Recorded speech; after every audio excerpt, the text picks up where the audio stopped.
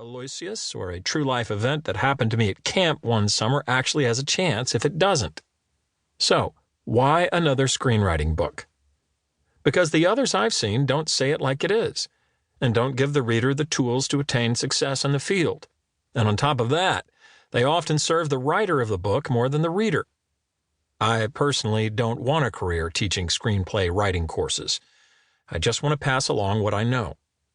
And besides all that, I'm at the point when I'm ready to give it away. I've had a lot of amazing breaks. I've learned from the masters. And now it's time for me to tell you. I also undertook the writing of this book because of the lack of common sense I see in many of the movies that get made today. For all the knowledge out there, many in Hollywood forget the basics and ignore what works, thinking that just because they have studio offices and big expense accounts, they don't need to follow the rules anymore. And frankly, that drives me up a tree. As I am writing this book, there is one phenomenon in particular that really bothers me, and yet from a business point of view, it's pretty smart. It's the make sure it opens or else trend. This is where you spend a lot of money on the movie, hype the bejesus out of it, open wide at 3,000 plus theaters, and have a huge first weekend to recoup your cost. And who cares if your movie drops 70 or 80% in its second weekend because of bad word of mouth?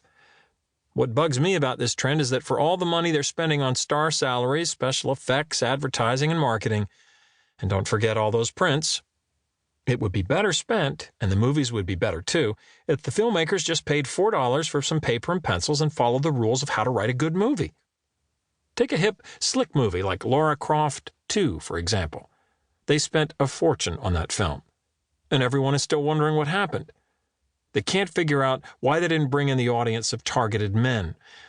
It's not surprising to me. What's wrong with this picture? Where did the filmmakers go awry? To me, it's really very simple.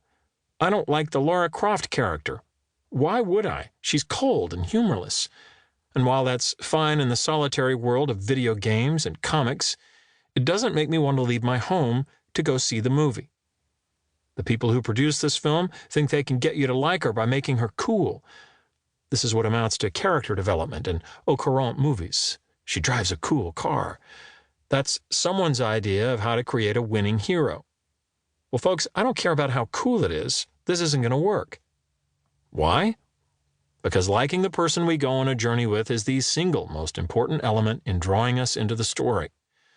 Which brings us to the title of this book, Save the Cat. Save the what? I call it the Save the Cat scene. They don't put it into movies anymore, and it's basic. It's the scene where we meet the hero, and the hero does something, like saving a cat, that defines who he is and makes us, the audience, like him.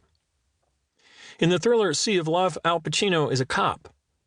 Scene 1 finds him in the middle of a sting operation.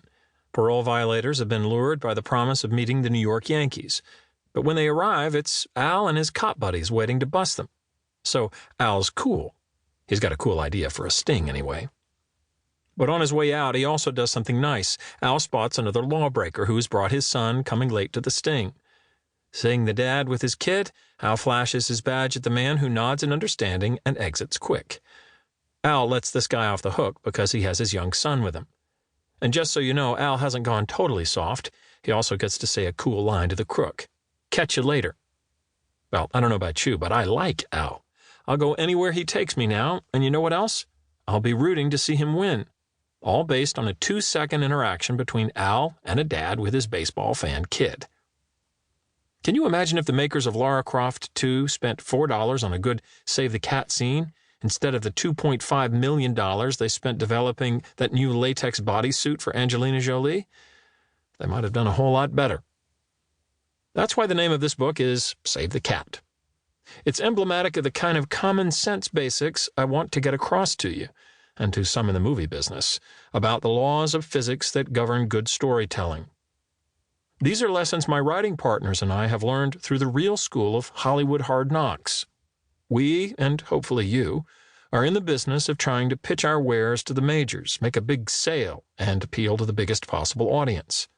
We want a hit, and a sequel if we can. Why play the game if you don't swing for the fence?